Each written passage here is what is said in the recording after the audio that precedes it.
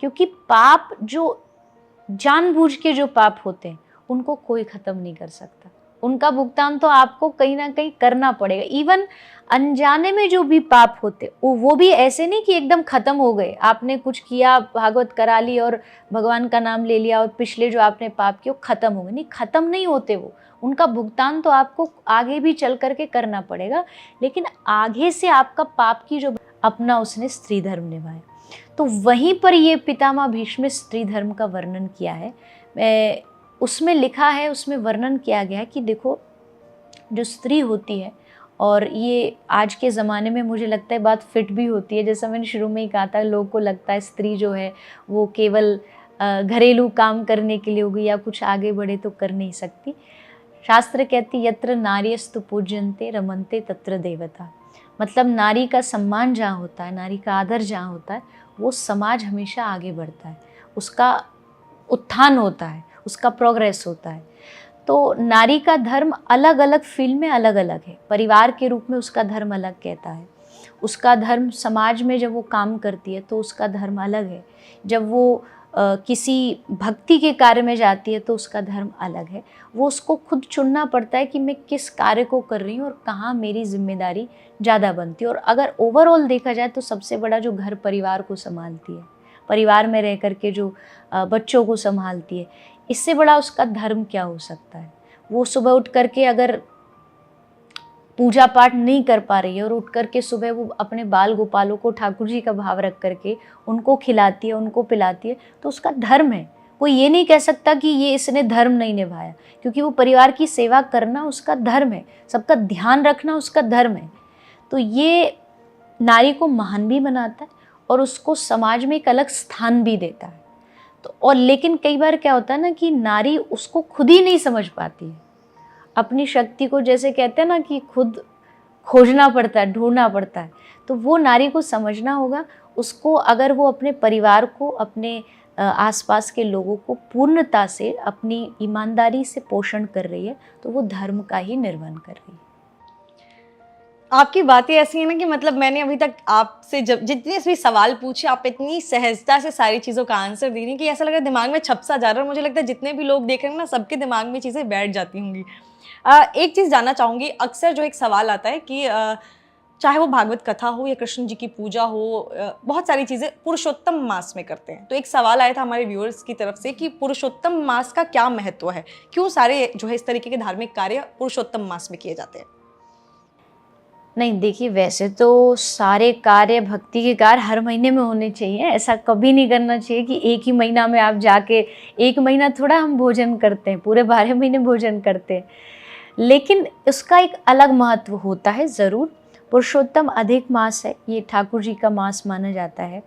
भगवान श्री नरसिंह भी प्रकट हुए प्रहलाद जी की रक्षा के लिए, उन्होंने, क्योंकि हिरण्यकश्यपु ने मांगा था कि 12 महीने में से ना मरूं, भगवान को मारना था। भगवान बोले ले बेटा, हम 13वां महीना बनाएंगे, तेरे लिए बनाएंगे, पर अपने भक्त की रक्षा करेंगे।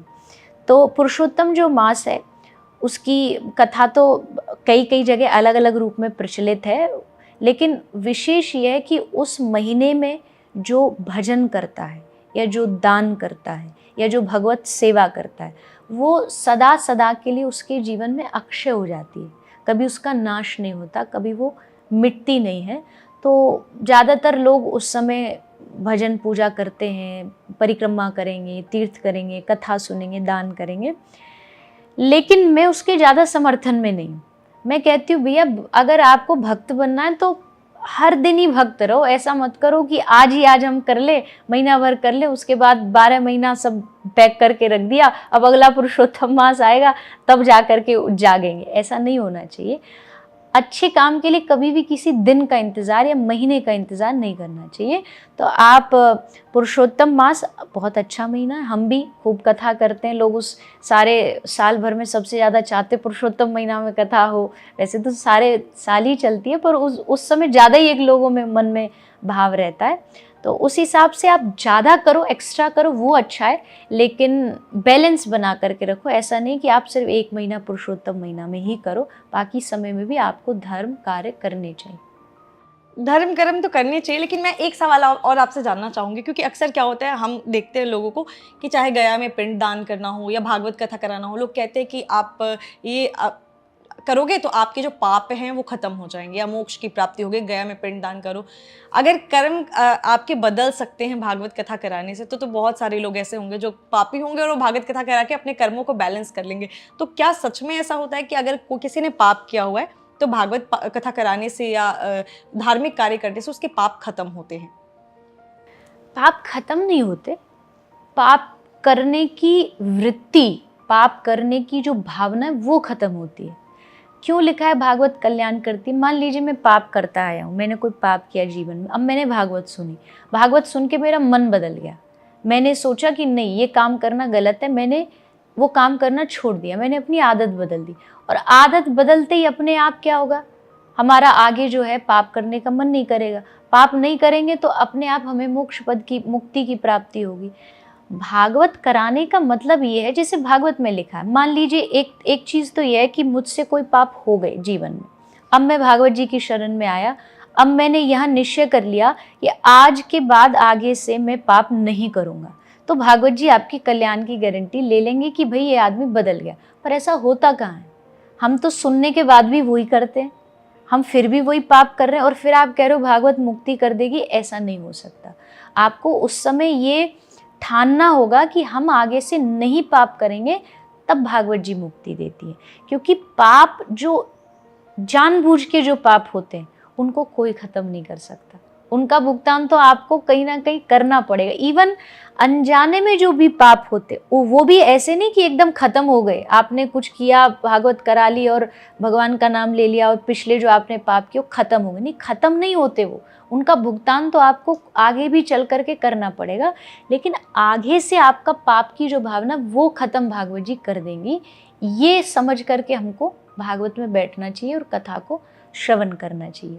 पर लोग क्या करते हैं, अच्छा हमने भागवत सुन ली, अब तो हम फ्री हैं, अब तो हम मुक्त हो जाएंगे, और उसका मिसयूज करते, उसको गलत उपयोग करते हैं। पर ऐसा नहीं होता।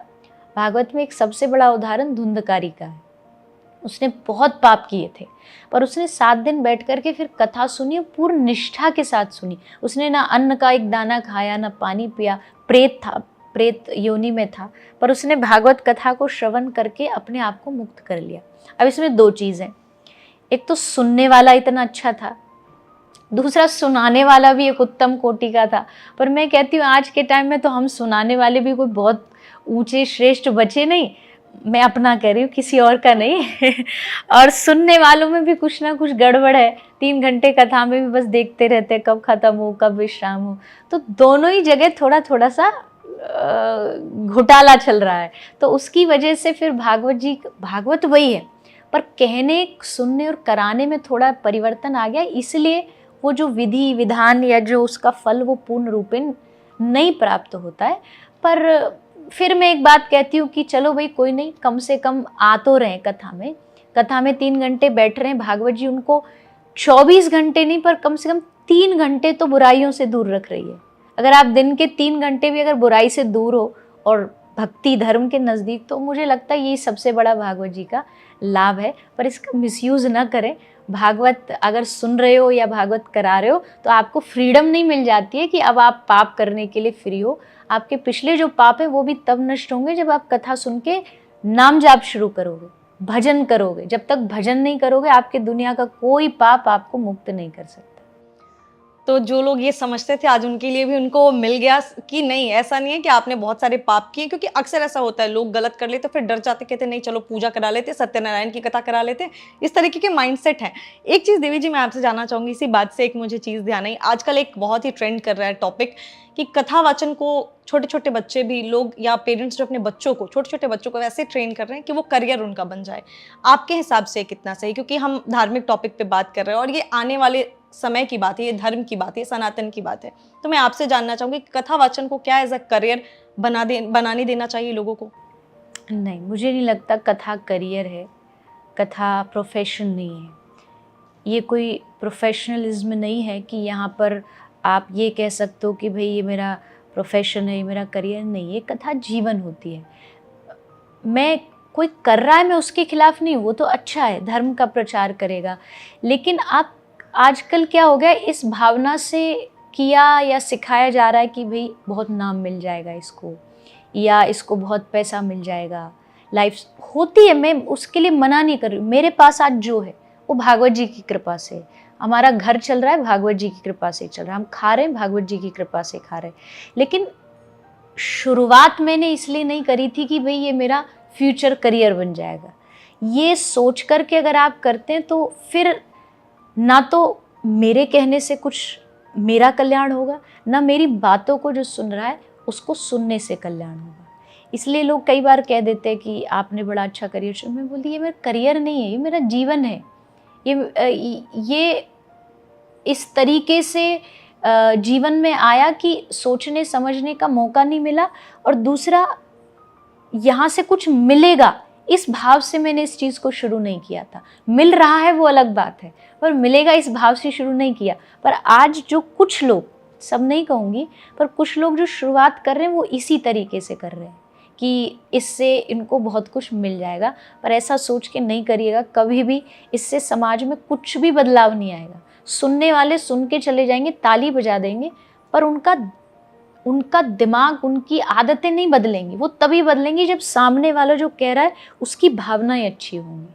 तो इस भावना से अगर आप कर रहे हो कि आपको समाज में कुछ अच्छा करना है, अपना भी कल्याण करना है, आपको जो सुने वो भी, तो आप खूब करिए, तो कोई बुराई नहीं है। तो मुझे लगता है कोई भी बच्चा कथा कर रहा है वो उसका अपना भाव है, कोई उसमें गलत नहीं है, पर भावना सही रख के करिए। यानी माता पिता को उसको एज अ करियर बच्चे को नहीं, क्योंकि मैं बहुत सारे लोगों से मिली और ट्रस्ट मी ऐसा कुछ भी नहीं है, ये ना ही पेड है ना कुछ है।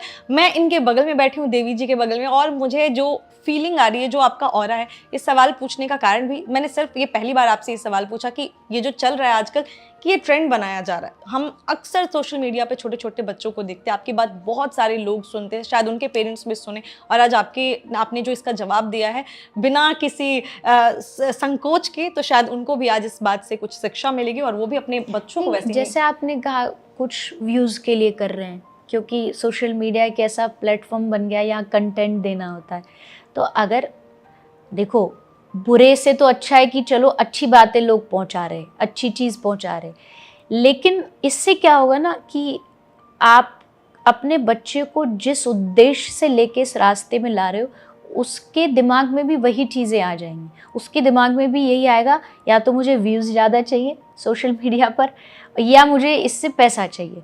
और वो दोनों ही चीज़ फिर उसको जा कर के, भले वो कितना नाम कमा ले, कमा सकता है, ऐसा नहीं। आजकल बहुत ऐसे लोग हैं जो सिर्फ पैसे के लालच में करते हैं कोई भी काम, नॉट जस्ट कथा, कोई भी काम केवल फेमस होने के लिए करते, खूब नाम है उनका, लेकिन भीतर से उनको कभी शांति नहीं मिलेगी। वो जो भीतरी शांति है वो तभी मिल सकती है जब आपका उद्देश्य सही होगा।